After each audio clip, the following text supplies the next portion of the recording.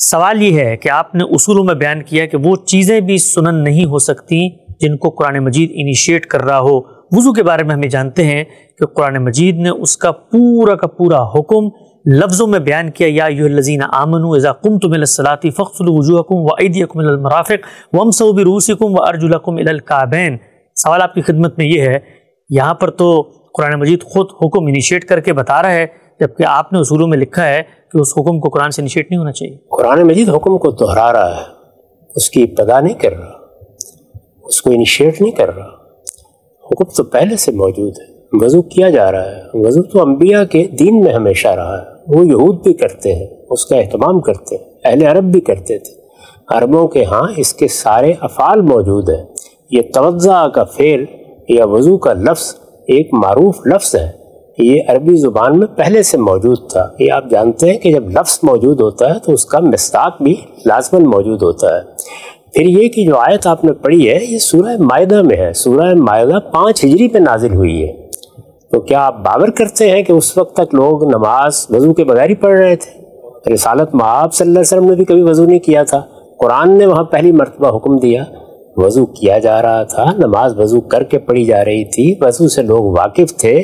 قرآن مجید اس میں ایک رخصت کو بیان کرنے جا رہا ہے، یعنی یہ بتانے جا رہا ہے کہ اگر کسی موقع پر پانی میسر نہیں ہے یا کوئی شخص مریض یا مسافر ہے تو وہ تیمم کر سکتا ہے۔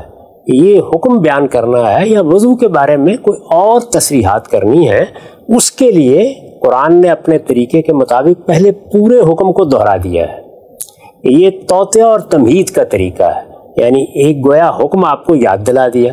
ہم بھی بعض اوقات ایسے ہی کرتے ہیں، یعنی کسی چیز کی وضاحت کرنا چاہتے ہیں تو پوری بات کو دہرا کے کہتے ہیں کہ یہ اس طرح ہوگا، اور دیکھیے اس میں اس چیز کی آپ وضاحت کر لیں، اس چیز کو سمجھ لیں، اس کے اس پہلو کو آپ جان لیں کہ یہ کیا نوعیت رکھتا ہے۔ تو وہ طریقہ اختیار کیا۔ یہ طریقہ اختیار کرنے میں بھی ایک چیز کو ملحوظ رکھا ہے، اور وہ یہ ہے کہ لوگ وضو تو کر رہے ہیں لیکن اس کی ترتیب کے بارے میں بعض اوقات متنبع نہیں رہتے۔ چنانچہ یہ بتا دیا گیا کہ یہ ترتیب ضروری ہے اور اس کو ہر حال میں ملحوظ رکھنا چاہیے، اور اس کے لیے خاص اسلوب اختیار کیا گیا ہے جس پر ہم اس سے پہلے بہت تفصیل کے ساتھ بحث بھی کر چکے ہیں، یعنی ارجلکم کے اعراب۔ اس میں بھی یہ بتایا گیا ہے کہ کس طرح قرآن مجید نے ترتیب کو واضح رکھنے کے لیے یہ طریقہ اختیار کیا۔ تو یہ اس نوعیت کی چیز ہے۔ اس کی ایک بڑی نمایاں مثال سورہ نساء میں نکاح کے محرمات، اچھا، یعنی وہ عورتیں جو نکاح کے لیے حرام ہیں، جن سے نکاح نہیں ہو سکتا، اس میں ماں کا ذکر ہے، اس میں بہن کا ذکر ہے۔ تو کیا آپ خیال کرتے ہیں کہ جب تک سورہ نساء میں یہ فہرست بیان نہیں ہوئی تو لوگوں کو نہیں معلوم تھا کہ یہ رشتے ممنوع ہیں؟ یہ تو ہمیشہ سے ممنوع تھے، یعنی آدم علیہ السلام سے لے کے تمام انبیاء کے یہاں ایسا ہی رہا، بلکہ دنیا بھر میں اگر دیکھیے تو ان رشتوں کو ممنوع ہی سمجھا جاتا ہے۔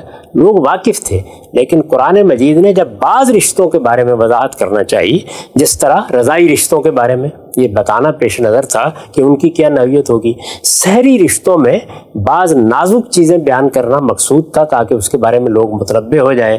اسی طرح جمع بین الاختین وغیرہ کے بارے میں بھی صحیح اصول کی طرف توجہ دلانا مقصود تھا۔ یہ چیز پیش نظر تھی، اور سب سے بڑا مسئلہ کیا تھا؟ عربوں کے ہاں ایک بڑی خلاف ورزی ہو رہی تھی، وہ اپنے باپ کی منقوہ سے اس کی وفات کے بعد نکاح کر لیتے تھے۔